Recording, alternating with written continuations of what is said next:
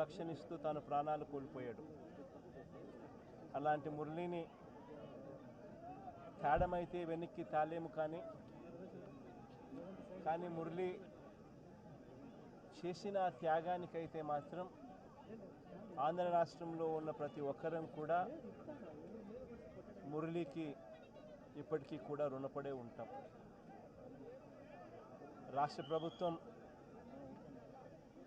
మొట్టమొదటిసారిగా ఏ జవాన్ చనిపోయినా కూడా ఆ జవాన్లకు ఇటువంటి ఘటనలో ఏదైనా కానీ ప్రాణాలు కోల్పోతే, దేశం కోసం పోరాటం చేస్తూ ప్రాణాలు కోల్పోతే 50 లక్షల రూపాయలు ఇచ్చే సాంప్రదాయం మొదలుపెట్టింది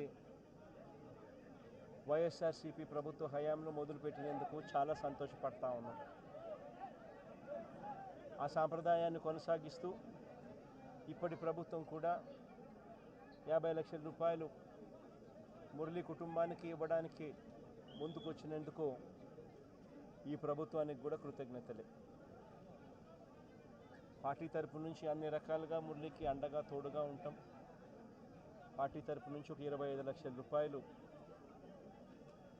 వైఎస్ఆర్ కాంగ్రెస్ పార్టీ తరపు నుంచి అండగా ఉంటూ ఆ కుటుంబానికి తోడుగా ఉండే కార్యక్రమం చేస్తాం.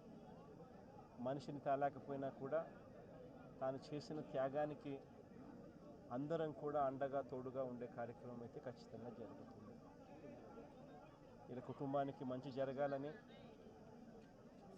చనిపోయిన మురళికి తన ఆత్మకు శాంతి కలగాలని దేవుని మనసారా కూడా కోరుకుంటాను.